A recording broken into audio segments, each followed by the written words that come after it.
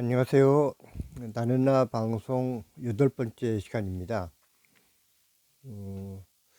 처음에는 많은 망설임 끝에 시작을 했는데 벌써 2달이 다 되어 가네요.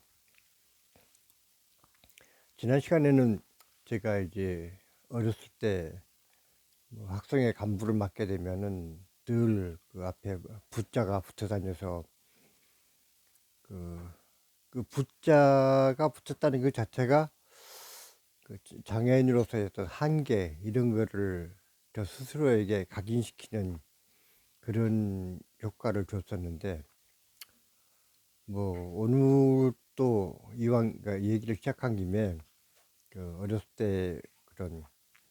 그 장애로 인해서 발생됐던 또 다른 문제를 얘기를 해볼까 합니다. 학교를 다니면서 학생들이 이제 늘 기대를 갖고 있는 것 중에 하나가 소풍 가는 날이었죠. 사실 우리가 어렸을 때만 해도 시골에서 식사를 할 때면 늘 보리밥에 김치 뭐 그 정도 반찬으로 이제 먹고 했었는데, 그 김밥이 소풍하는 날만 먹는 어떤 특별한 음식으로 대우받던 그런 시절이었습니다. 근데 저는 그 이제 장거리를 걸을 수 없기 때문에 소풍 가는 날은 아예 저도 포기를 했었고, 가족들 모두 소풍은 나는 이제 못 가는 걸로 그렇게 생각들 하고 있었죠. 근데 뭐 초등학교 1학년 때야 뭐 별 생각 없이 그렇게 이제 지나갔는데, 2학년 되고 3학년이 되면서는 소풍 가는 날 또 하루 종일 집에 혼자 우두커니 앉아 있어야 될 걸 생각하니까 좀 서럽기도 하고 해서, 아침에 이제 소풍 가는 날이면 밥 먹다 말고 울기도 하고, 그러다 보면은 온 식구들이 이제 할머니 우시고 이모도 울고 뭐 그러면서 온 집안이 이제 울음바다가 되는 그런 날이었습니다. 그렇게 이제 2학년, 3학년을 보내고 나서 4학년이 되었는데, 뭐 그때도 이제 저는 이제 소풍을 못 갈 걸로 생각하고, 그러니까 소풍 전날 학교 갔다 와서 이제 집에서 이렇게 놀고 있는데, 갑자기 그 옆반 담임 선생님께서 우리 반 친구를 대동하고 이제 우리 집으로 오신 거예요. 이제 그 선생님이 우리 집을 물으셨기 때문에 아마 그 친구는 이제 우리 집을 그 안내하기 위해서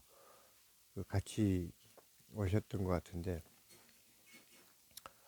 저는 이제 그 선생님이 왜 갑자기 우리 집에 오셨는지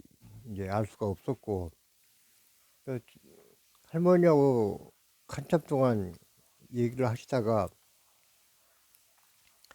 이제 가시면서 제 어깨를 툭 치시더니, 인철아 내일 보자 그러고 이제 가시는 거예요. 그래서 이제 저는 속으로 나는 내일 소풍을 못 가니까 내일 못 볼 텐데 하고 이제 속을만 그렇게 생각을 했었죠. 그런데 선생님이 가시고 나서 할머니가 갑자기 이제 시장을 가신다고, 집 잘 보고 있으라고 그러고 이제 또 나가시는 거예요. 그때까지도 저는 이제 왜 할머니가 갑자기 그 시장을 가시는지를 이제 몰랐었고, 그러고 있는데 그 할머니가 시장에 갔다 오시더니 뭐 갑자기 이제 요리를 막 시작하시는 거예요.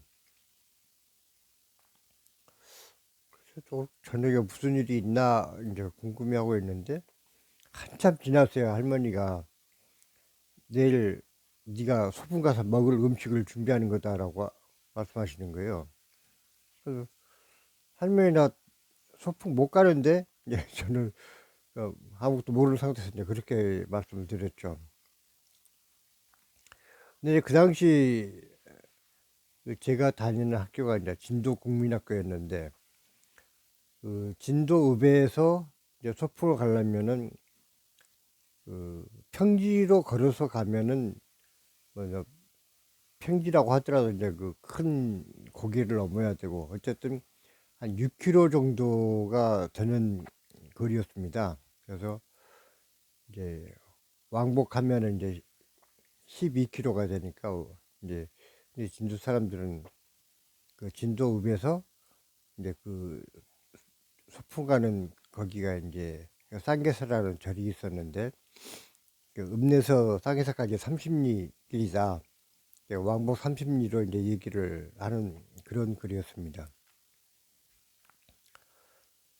그래서 이제 그 거리를 도저히 내가 걸어갈 수 없기 때문에 저는 아예 이제 소풍가를 거를 이제 단념하고 있었는데 그 옆반 담임 선생님께서 그 선생님 반에서 이제 저보다 조금 중증인 장애인이 한 명 있었고 그래서 저하고 그 친구하고 두 명을 그 당시 이제 진도에 몇 대 있지도 않았던 택시를 한 대 대절해서 어 택시 태워가지고 소풍을 데리고 가겠다라고 이제 말씀을 하신 모양이에요. 그래서 이제 전혀 준비를 안 하고 있던 할머니께서 부랴부랴 시장 가서 이제 음식거리를 사다가 그 갑자기 이제 요리를 하시고 그래가지고 다음날 먹을 도시락을 이제 준비해 주셨는데 사실 저는 소풍 간다라고 하면은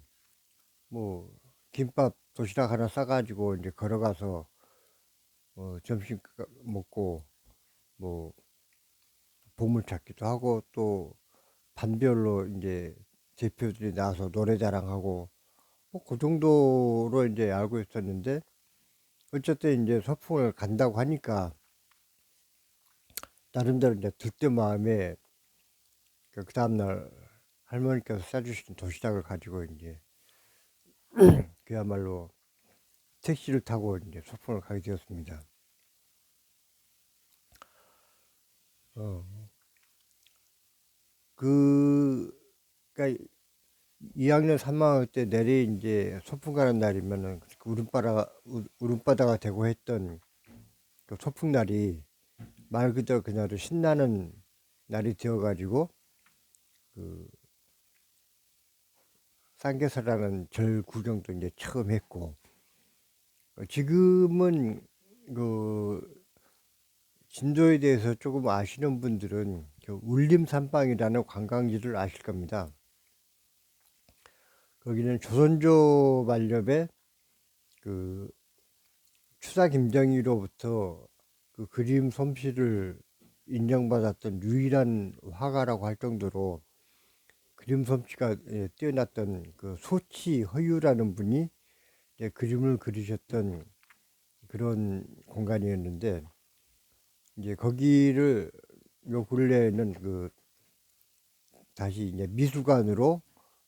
단장을 해가지고 진도를 방문하시는 분들은 누구나 한 번씩 거쳐가는 거 관광지가 되어 있습니다.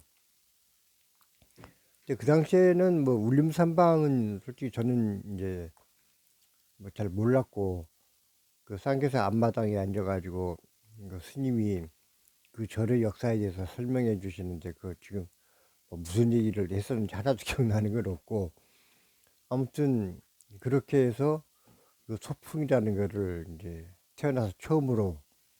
가봤던 것입니다. 그게 사실 뭐 대단한 체험은 아닌데 나이 들면서도 그 선생님의 그 따뜻한 배려는 지금도 늘 마음속에 생생하게 고마움으로 자리 잡고 있습니다. 우리가 이제 살아가면서 여러 가지 복을 얘기하는데 뭐 누구는 부모 복이 있다, 뭐 부잣집 아들로 태어났다든지 아니면 뭐 권세가 막강한 집에 태어났다든지 하면 부모 복이 있다라고들 얘기하고 또 하는 일마다 일이 잘 수술 풀려가지고 돈을 많이 벌면 돈 복이 있다 그러고 뭐 그런 등등의 이제 뭐 얘기를 많이 하는데, 저한테 너는 그럼 무슨 복을 제일 많이 타고났냐라고 묻는다면은, 저는 서슴없이 대답할 수 있는 것이 나는 스승복을 많이 타고났다라고 얘기할 수 있을 것 같습니다. 그러니까 이제 초등학교를 입학하면서부터 정말 담임 선생님들의 따뜻한 배려와, 물론 이제 제가 장애를 가지고 있기 때문에 더욱 이제 신경을 써 주셨겠지만, 아무튼 어렸을 때만 그랬던 게 아니라 중학교 때도 훌륭한 선생님들이 많이 계셨고, 특히 이제 중학교 3학년 때 국어 선생님은 국문법에 대한 체계가 굉장히 짜임새 있게 잘 지도를 해 주셔가지고, 고등학교 때도 국어 점수만큼은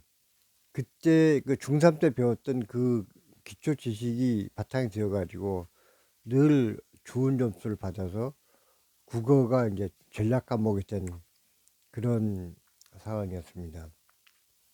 그리고 무엇보다도 그 초등학교 4학년 때 소풍을 보내주신 그 선생님이 따뜻한 배려는 제가 평생 살아가면서, 그러니까 앞으로 내가 직업을 택하게 된다면은 그 선생님의 은혜에 보답하기 위해서라도 내가 훌륭한 교사가 됐으면 좋겠다라는 생각을 할 정도로 그만큼 제 삶에 큰 영향을 미쳤던 것 같습니다. 그 후에 제가 대학 졸업하고 나서 어, 수십 차례의 면접에서 쇠자를 받으면서까지 교사의 꿈을 버리지 않고 도전 끝에 한 4년여 동안 교직 생활을 했었는데, 이제 그러한 꿈을 갖게 했던 것들도 결국은 선생님들의 따뜻한 배려 덕분이 아니었는가라는 생각을 합니다. 오늘 얘기의 제목을 소풍 가는 날로 이제 잡았는데, 사실은 이제 소풍 가는 그 날 하루가 중요했던 것이 아니고, 그러한 선생님의 배려를 위해서 소풍을 갔다 와가지고, 뭐 그 이후로는 5학년 6학년 때는 소풍을 가든지 못 가든지, 물론 그 뒤로 또 이제 소풍을 못 갔었는데, 그래도 뭐 소풍 못 간다고 울거나 그러진 않았습니다. 왜냐면 그날의 4학년 때의 소풍 체험이 너무나 소중한 기억으로 간직되어 있었기 때문에 그 한 번으로도 충분하지 않았나 라는 생각까지 하게 되었던 것입니다.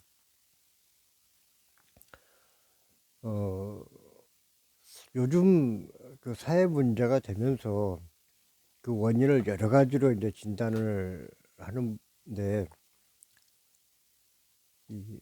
어린 시절에 사랑받지 못하고 자라난 사람들이 어떤 사회적으로 문제를 일으킬 소지가 많다라고들 얘기들을 많이 합니다. 근데 그 사랑이라는 것이 꼭 부모님한테서 받는 것만이 사랑이 아니고, 나를 직접 가르쳐 주시는 선생님들의 그런 따뜻한 배려 역시도 인격 형성에 그만큼 커다란 영향을 미치는 중요한 사랑이 아닌가라는 생각까지도 하게 됩니다. 뭐 그 이후로 뭐 고등학교 때, 대학교 때까지도 좋은 선생님들의 지도와 영향을 많이 받고 자랐지만, 그런 것들이 제게는 그야말로 하나의 커다란 복으로 느껴질 정도로 그 좋은 경험이 아니었나라는 생각이 듭니다. 제가 유튜브를 시작하면서 생각했던 것이, 제가 어떤 성공자로서의 삶을 좀 살고 있다라면 더 당당하게, 더 자신 있게 제 얘기를 했겠지만, 비록 제가 어떤 사회적으로 출세도 못했고, 그렇다고 돈을 많이 벌지도 못했고, 어쨌거나 그 성공자로서의 모습을 갖고 있지 못하지만, 그런 선생님들의 따뜻한 배려와 또 그 이후에 성공과 실패를 거듭하면서 느꼈던 많은 그 체험들을 오늘을 살아가는 젊은이들에게 조금이라도 귀감이 될 수 있는, 뭐 귀감이라고까지 얘기하기는 좀 그렇고, 아무튼 참고 사항이 될 수 있을 만한 얘기들을 들려주고자 해서 유튜브를 시작을 했습니다. 그래서 지금 이 시점에는 저에게 이제 구조대가 필요합니다. 구조대가 또 좀 그게 무슨 소리야라고 또 의아해 하시는 분도 계실 텐데, 구독, 좋아요, 댓글 이것을 많이 보내주셔야 제가 구조가 될 것 같습니다. 앞으로 제가 유튜브를 지속하면서 이제 나이 먹으면서 그 경험했던 위기 상황을 어떻게 돌파했는가 이런 것들도 많이 얘기가 될 텐데, 그러한 그 위기를 이겨낼 수 있는 밑거름이 그 어렸을 때부터 따뜻한 배려를 받았던 뭐 어머니나 할머니나 가족들의 영향도 있었겠지만은, 또 학교에서 그렇게 저를 따뜻하게 보살펴 주셨던 선생님들의 어떤 그 보살핌 덕분에 내가 조금이라도 그 강한 인간이 될 수 있지 않았을까라는 생각을 하면서 오늘 또 그 선생님께 감사하는 마음을 이런 방식으로 표현을 하고자 했습니다. 구조대를 많이 보내주시기를 기대하면서 오늘은 이만 줄이겠습니다. 감사합니다.